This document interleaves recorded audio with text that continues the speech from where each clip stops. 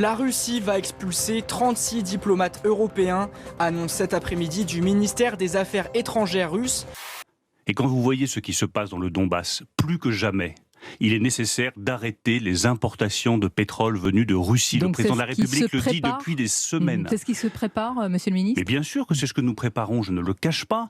Peu importe le nombre de soldats russes, nous nous battrons, nous nous défendrons tous les jours, nous ne renoncerons à rien de ce qui est ukrainien. Les États-Unis d'Amérique et les pays occidentaux font tout pour faire traîner l'opération militaire spéciale autant que possible.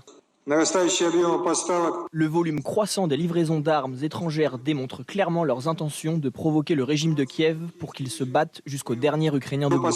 Un cabinet de conseil privé qui a conseillé Emmanuel Macron en 2017 bénévolement, qui lui a permis d'être élu bénévolement, à qui vous donnez ensuite des marchés publics. Je suis désolé, mais si vous ne voyez pas le problème, c'est extrêmement inquiétant pour l'état de la démocratie française. On est parfaitement, pardonnez-moi, dans le style et le ton, je pense qu'on peut baisser un petit peu d'ailleurs ce soir, qui vous caractérise et qui caractérise votre campagne et votre parti. Mais répondez sur Dénigrer, calomnier, il en restera toujours quelque chose.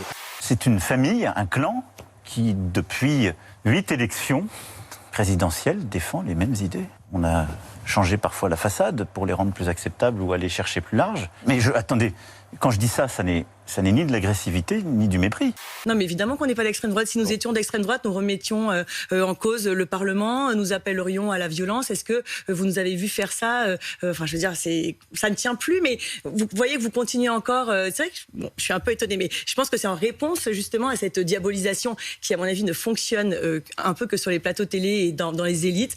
Donner mandat à des policiers de courir après des gens qui portent le voile pour leur mettre des amendes. Oui, est-ce que vous leur donnez vous avez bien couru après des gens pendant des mois pour vérifier s'ils avaient bien coché le petit papier sur l'attestation, va faire ses courses pour pouvoir sortir et pouvoir respirer 5 minutes dans la rue.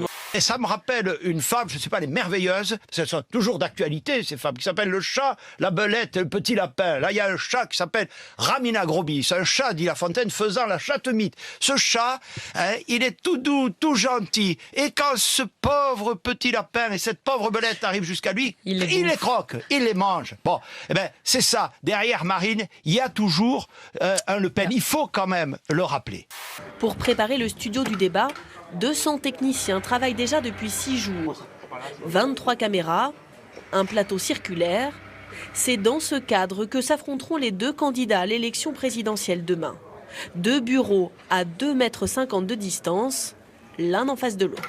J'espère que ce ne sera pas ce que j'entends depuis maintenant une semaine, c'est-à-dire une succession d'invectives, de fake news, d'outrances. J'espère qu'il n'y aura pas d'agressivité générale. Il y en avait eu la dernière fois. Oui, enfin, M. Macron n'a pas manqué non plus d'être agressif la dernière fois. J'espère que ce sera solennel, sérieux, argument contre argument, projet contre projet.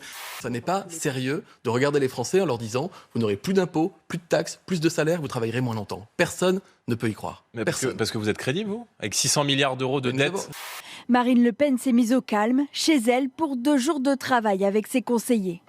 Outre des fiches thématiques qui lui seront préparées, elle doit se livrer à au moins 2 débats factices face à un énarque qui campera le rôle du président sortant et qui lui ressemble physiquement.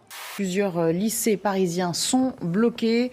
Comme vous voyez sur ces images, là, ça se passe au lycée Lamartine, qui est situé dans le 9e arrondissement parisien. Et sur leur pancarte, on peut lire des slogans hostiles d'ailleurs à la fois à Marine Le Pen et à Emmanuel Macron. Un mot de ce qu'on a appelé le Pécreston, l'appel aux dons lancé par Valérie Pécresse. Il y a du monde, déjà 1 400 000 € récoltés pour la candidate endettée.